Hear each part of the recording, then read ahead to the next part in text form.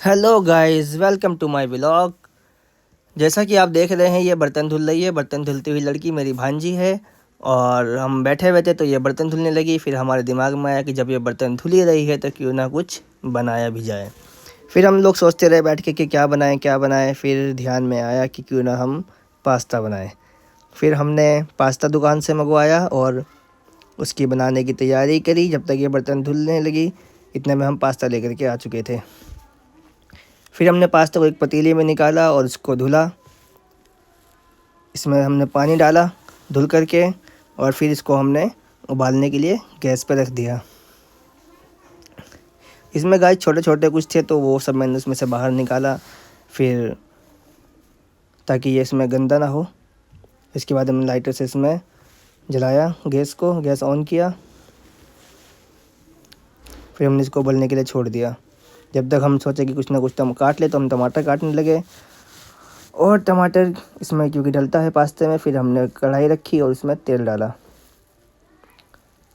तेल गाइस अपने मतलब से ही डालना है, जितना हो आपका उसके हिसाब से। इतना हमने टमाटर वगैरह काट रखा है।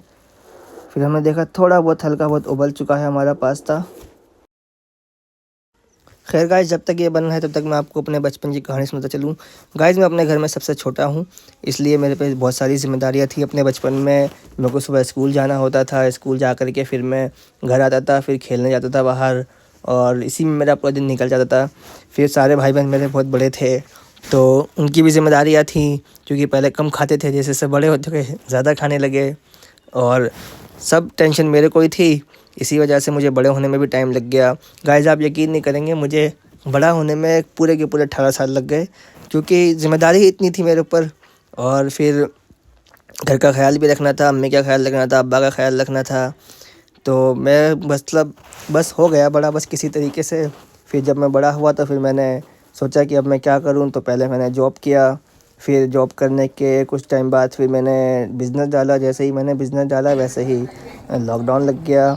अब और टेंशन बढ़ गई, लेकिन खैर जो होता है अच्छे के लिए होता है। फिर लॉकडाउन के बाद मेरा बिज़नेस, जब लॉकडाउन खुला तब मेरा बिज़नेस चला, तब फिर मैं कुछ कर पाया अपने घर वालों के लिए।